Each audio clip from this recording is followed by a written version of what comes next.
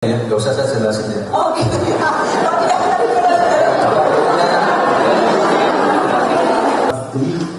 Jadi saya sudah mengenal dan juga sudah merespon passion saya, dan juga saya sangat bercita-cita, sangat pengen banget berkontribusi dengan negeri dengan menjadi perwakilan Indonesia bagi kancah internasional.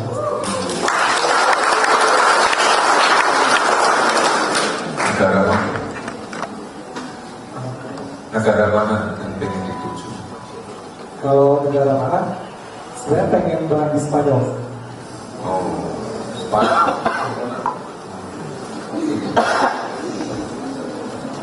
Bahasa Inggris dan bahasa Indonesia. Oh, oke. Yang lain lagi? Ada yang pengen kerja di luar negeri?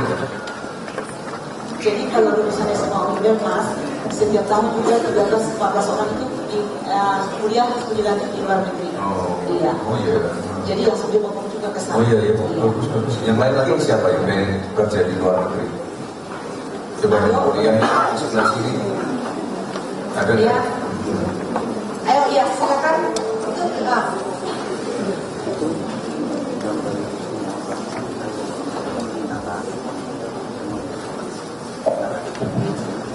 Pak, terima kasih atas kesempatan sebelumnya. Perkenalkan, nama saya Dewi Samuel Aritona dari program studi S1 Informatika Angkatan 2021. Saya sendiri ingin bekerja di luar negeri, terutama di daerah di negara Singapura dan Taiwan dan Cina. Dikarenakan posisinya untuk sekarang teknologi di Singapura, Taiwan dan Cina sangat berkembang pesat. Jadi saya ingin bekerja sambil mengeksplor teknologi yang baru, dan kalau bisa saya bisa bawa ke Indonesia untuk memajukan Indonesia. Terima kasih Pak.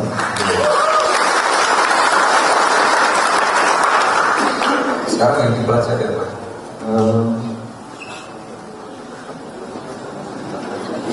Pengembangan Jurusan apa? jurusannya Pak, teknik informatika Pak.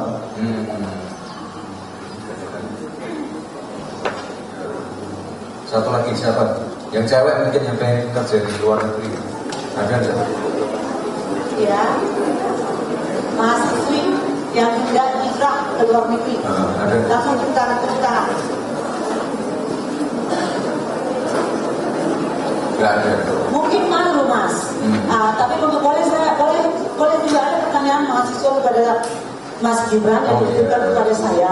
Ini teknologi. Tadi Mas Gibran juga mengatakan proyeksi dia kan yang kencang cari wifi sampai 5G. Nah, kira-kira menurut Mas Gibran, bagaimana cara mahasiswa muda, orang muda-muda sekarang bisa berinovasi di teknologi seperti yang Mas Gibran lakukan? Inovasi apa?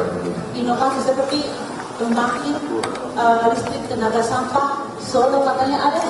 Oh iya, itu ada di bukunya ya, nggak usah saya jelasin ya. Oh gitu ya. Nanti dibuka aja, intinya saya yakin di semua kota itu punya masalah persampahan ya. Ya, oke teman-teman, selamat datang kembali di channel ini. Ya, tuduhan ijazah kembali viral. Jokowi buka pintu maaf tapi proses hukum tetap berlanjut. Nah, kita beralih bagaimana ya untuk mengikuti kasus ijazah Pak Jokowi ini teman-teman. Ya, dicuplikan video tadi mengenai ya Wakil Presiden Gibran ketika menjawab pertanyaan-pertanyaan mahasiswa. Dan sekarang ya kasus ijazah Pak Jokowi ini belum kelar, ya terus bergulir, dan kita tidak tahu kapan ini akan ya berhenti ya kasus ini. Presiden ke-7 Republik Indonesia Joko Widodo kembali menegaskan bahwa sikapnya terkait kasus dengan dugaan fitnah ijazah yang menyeret Rosyuro dan sejumlah pihak lainnya. Menurut Jokowi, bahwa perkara tersebut harus tetap bergulir hingga ke pengadilan agar kebenaran dapat diuji secara terbuka dan sah di hadapan publik. Ya, memang teman-teman bahwa harus sampai di pengadilan, dan itu juga yang diinginkan oleh Roy Suryo. Ya, hanya saja mereka mempertanyakan bagaimana SP3 yang didapat oleh Egy Sujana dan Damai Harilubis, ya, karena mereka berada dalam satu laporan polisi. Ya, jadi ketika ada SP3 di antara salah satu itu, maka menurut Roy Suryo bahwa ya itu kan laporannya gugur jadinya. Nah, ternyata bahwa SP3 itu hanya didapat oleh 2 orang, yaitu Egy Sujana dan Damai Harilubis, ya, karena telah mengajukan restoratif justice. Nah, jadi ya yang dilakukan oleh Roy Suryo adalah sampai pada tahap pembuktian, dan memang harus begitu teman-teman, karena kalau lewat restoratif justice ini ya berhenti di tengah jalan, kasus ini tidak ada pembuktian, maka tentu masyarakat juga bertanya-tanya, masih meragukan ijazah Pak Jokowi asli atau tidak, karena ya sempat digiring opini publik ini ke hal-hal bahwa ijazah Pak Jokowi seperti ini, dan seperti ini. Jadi ya masyarakat itu juga butuh yang namanya transparansi, butuh yang namanya kepastian. Hanya saja karena kasus ini ya sangat lama dan bergulir terus-menerus teman-teman, tanpa ada kejelasan untuk penyelesaian, maka ya mungkin juga banyak pihak yang merasa bahwa ini sudah capek untuk mengikuti kasus yang seperti ini. Nah, kita lanjut bahwa ia menekankan bahwa pintu maaf selalu terbuka sebagai urusan personal, namun ketika sudah masuk ranah hukum, prosesnya tidak bisa dihentikan begitu saja. Nah, terutama setelah kubu Roy Suryo mengajukan permintaan agar penyidikan dihentikan. Bagi Jokowi, penghentian perkara justru akan menutup ruang pembuktian yang objektif. Ingin pembuktian terbuka di pengadilan. Jokowi menyatakan forum pengadilan adalah tempat yang tepat untuk membuktikan keaslian ijazah yang selama ini dituding palsu. Ia mengaku siap memaafkan secara pribadi, namun tetap menginginkan proses hukum berjalan sebagaimana mestinya. Kalau tidak sampai ke pengadilan, saya tidak punya forum untuk menyampaikan bukti mengenai kasus ijazah ini, ujarnya. Ya memang sejak dari awal juga Pak Jokowi sudah mengatakan hal yang ini teman-teman, bahwa ketika dia didesak untuk ya menunjukkan ijazah ke hadapan publik, ya waktu pertama kali ya Roy Suryo CS ini meneliti bagaimana ijazah Pak Jokowi, maka Pak Jokowi bersikeras mengatakan tidak akan menunjukkan ya kecuali di persidangan katanya. Tapi yang menjadi pertanyaan adalah seperti di persidangan di PN Solo, Citizen Lawsuit kan sedang menggugat ijazah Pak Jokowi, dan setiap kali ada persidangan maka terlihat Pak Jokowi tidak hadir, hanya diwakili oleh kuasa hukum, dan apalagi ijazahnya ditunjukkan di situ di pengadilan ya tidak pernah. Nah, makanya juga banyak pihak yang meragukan akan hal ini, apakah benar yang disampaikan oleh Pak Jokowi nantinya akan ditunjukkan di pengadilan atau ya akan nantinya dibuktikan ya secara terbuka di pengadilan tersebut. Nah, kemudian teman-teman,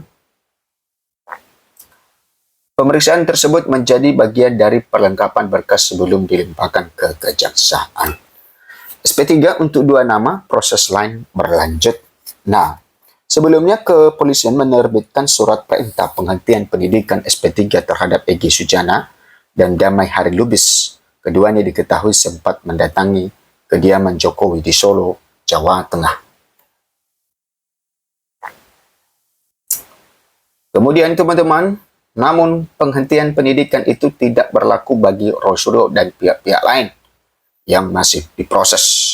Aparat menegaskan bahwa berkas perkara akan segera dilimpahkan ke kejaksaan setelah seluruh pemeriksaan dinyatakan lengkap. Di sisi lain, kubu Roy Suryo tetap meminta kasus dihentikan.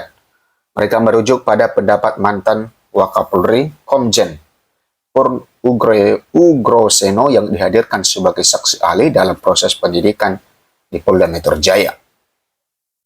Meski demikian, Jokowi menegaskan bahwa dirinya tidak mencampuri kewenangan aparat penegak hukum. Salinan ijazah mulai dibuka.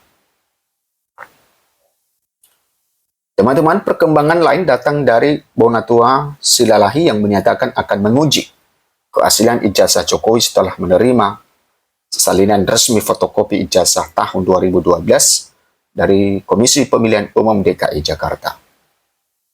Dokumen tersebut merupakan berkas pencalonan Jokowi saat maju sebagai Gubernur DKI Jakarta. Salinan diberikan setelah permohonan dikabulkan oleh Komisi Informasi Pusat yang menyatakan dokumen itu bersifat terbuka. Sebelumnya, teman-teman, Komisi Pemilihan Umum juga telah menyerahkan salinan ijazah Jokowi yang digunakan pada Pilpres 2014 dan 2019. Selanjutnya, KPU Solo disebut akan dimintai dokumen serupa saat Jokowi mencalonkan diri sebagai Wali Kota Solo. Bonatua menyebut bahwa setelah seluruh dokumen terkumpul, pihaknya akan melakukan uji keaslian dan mencermati kecocokan data, termasuk soal detail administrasi seperti ketiadaan tanggal pada dokumen. Ia juga berencana meminta klarifikasi resmi dari Universitas Gadjah Mada sebagai institusi penerbit ijazah.